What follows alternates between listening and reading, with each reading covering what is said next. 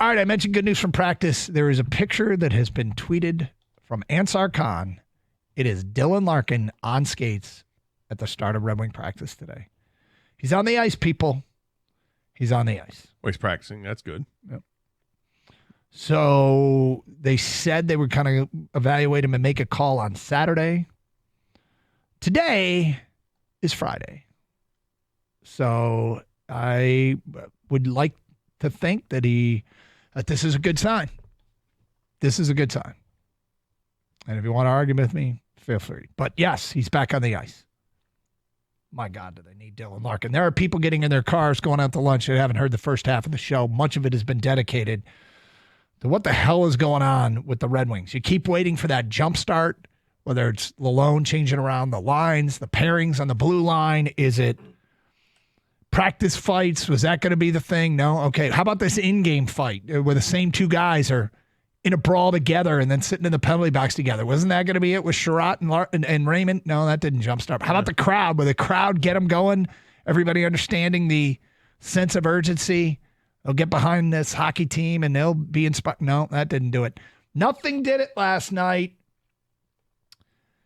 And we're at a point now where they are getting dangerously close to digging a hole in the playoffs. Right now, they're out of the playoffs based on the game in hand that the Islanders have, but the Red Wings play the Islanders at some point, so it's up to them to get those points back.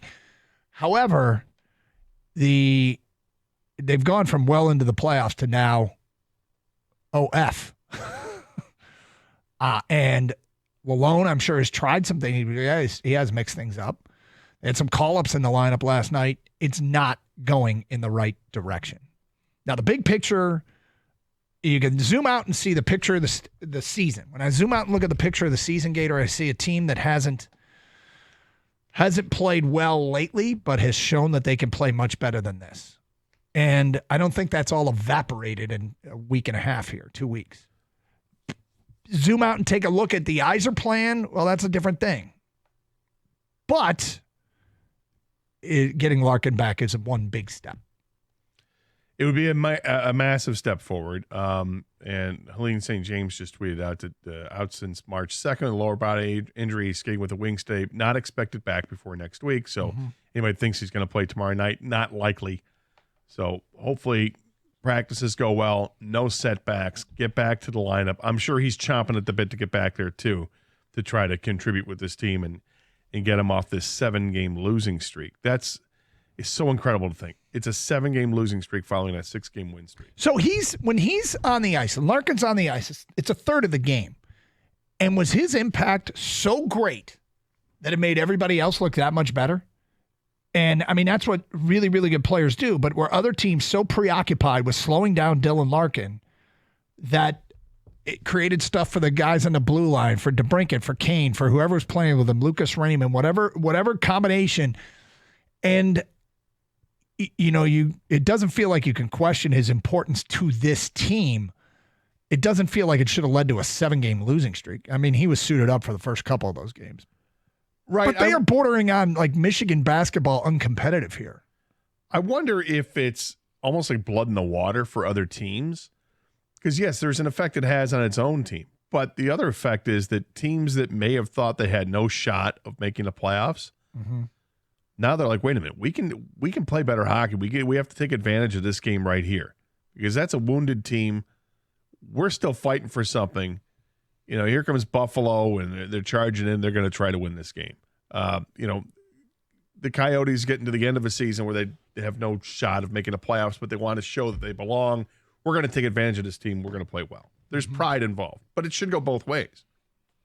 Yeah, well, they haven't responded. It's concerning that they haven't responded because it's felt like a veteran team that could weather the storm without Dylan Larkin. People know how to. They've been around. They've been through these wars. They can step up. Everybody's a little bit more. Roles change a little bit.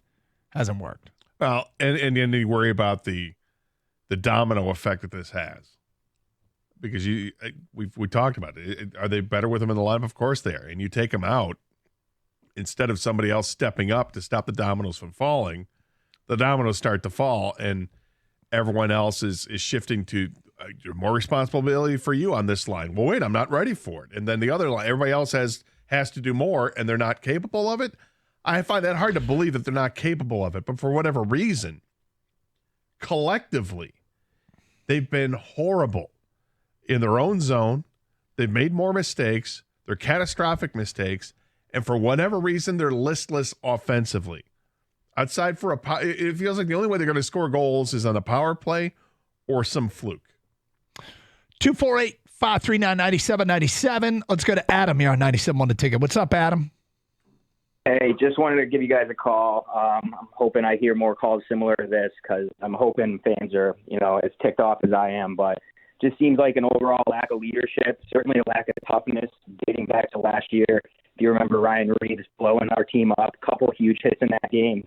Overall, I just, even without Larkin, I'm wondering what exactly is he bringing to the table when he's not in the lineup? What leadership's going on behind the scenes, because it doesn't seem like there is any. No toughness, no big hits or no fights throughout these 7 games. Well, hold on, they showed some fight last night. They got into several scraps.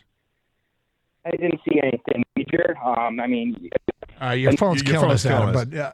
Well, it wasn't a fight last night. It was pushing and shoving. The guys were upset with what happened after a whistle, and that's fine, right? I mean, it's not the fights that we were used to seeing as hockey fans from 20 years ago when they were literally fights. It's a different kind of NHL. That's a modern day fight. Yeah, exactly. It's a modern day, which I hesitate to even look at it. But if you're going to criticize Larkin because he's not leading when he can't play, what's he supposed to do? Is he supposed to walk around the locker room and pat guys on the shoulder? I mean, he can do that to an extent, I guess, but really the leadership needs to come from somebody that's on the ice.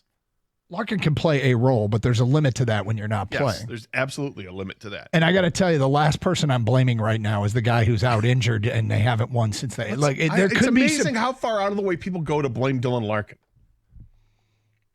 Well, are you not realizing this is exactly why he's so damn important to the team?